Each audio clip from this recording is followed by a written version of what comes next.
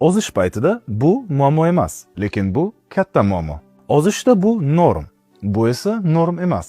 Mana buni ora-orada yeb tursa bo'ladi. Buni esa yemagan yaxshi. Bu yerda muammo yo'q. Bu yerda esa katta muammo.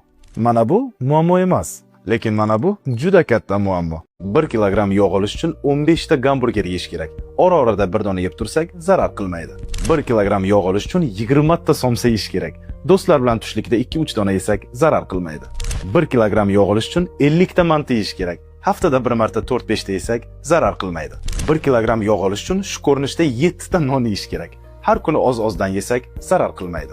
Me'yorda ovqatlanishni o'rganing va menga obuna bo'ling. 1 kilogramm yog' olish uchun 22 ta kruassan yeyish kerak. Nonushtada bir dona yesak zarari yo'q. 1 kilogramm yog' olish uchun 18 ta Snickers yeyish kerak. Har kuni bir dona yesak zarari yo'q. 1 kilogramm yog' olish uchun 8 ta pitsa yeyish kerak. Lekin do'stlar bilan dam olish kunida bir dona pitsani zarari yo'q. Kruassan, Snickers, pitsa bular muammo emas. Biz aynan qaysidir mahsulotdan semirmaymiz, ortiqcha kaloriyadan semiramiz. Shuning uchun me'yorda ovqatlanishni o'rganishimiz kerak. Menga obuna bo'lishni ham unutmang. 2 tarelka salat. Ko'rinishi bo'yicha ikkalasi ham bir xil. 40 kaloriya va 40 kaloriya. Bittasiga salgina tuz qo'shamiz, ikkinchisiga bir qoshiq yog' qo'shamiz. Va natijada bu salat hali ham 40 kaloriya, ikkinchi salat esa 240 kaloriya. 6 barobar ko'p va bu faqatgina yog' evaziga. Va siz o'tirib o'ylaysiz, nega salat yeb turib ham oza olmayapman deb.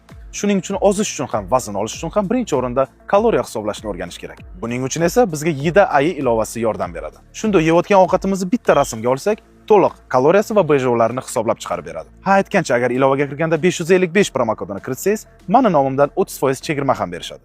Obedda lavash tayyorladim, lekin nimagadir kaloriyasi ko'payib ketdi. Men ham uyda lavash tayyorladim, lekin kaloriyasi ancha kam bo'ldi. Ichiga nimalar qo'shding? Oddiy lavash nonni oldim, men ham shunaqa oldim. Keyin sous tayyorladim, mayonez, chesnok, ukrop bilan. Men ham shunaqa tayyorladim, faqat mayonez o'rniga gretskiy yogurt qo'shdim. Salatga pomidor bodring qildim va mazali bo'lishi uchun salgina chips qo'shdim. Men chips qo'shmadim, ortiqcha kaloriya kerak emas deb. Keyin tovuq bidrosini qovurib qo'shdim. Men esa tovuq grutkasini qo'shdim, kaloriyasi kamroq. Menga obuna bo'lsang, shunaqa layfhaklarni o'rganib olasan.